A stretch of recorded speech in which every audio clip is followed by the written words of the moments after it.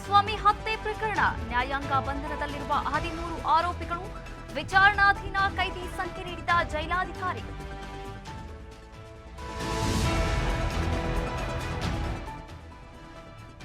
ಪರಪ್ಪನ ಅಗ್ರಹಾರದ ಬಳಿ ಪವಿತ್ರ ಪೋಷಕರ ಆಗಮನ. ಜೈಲಿನ ಹೊರಗಡೆ ಮಾಧ್ಯಮಗಳ ಮೇಲೆ ಪವಿತ್ರ ತಮ್ಮ ವೈಲೆಂಟ್, ನಿಮ್ಗೆ ಮಾಡೋದಕ್ಕೆ ಕೆಲಸ ಇಲ್ವಾ ಎಂದು ಗರಂ. ದರ್ಶನ್ ಸಿಡುಕು ಸ್ವಭಾವದವರು, ಕೊಲೆ ಮಾಡುವಷ್ಟು ಕಟುಕರಲ್ಲ, ಅದೆಲ್ಲವೂ ಸುಳ್ಳು ಎಂದ ಮದ್ದೂರು ಶಾಸಕ ಕದಲೂರು ಉದಯ್.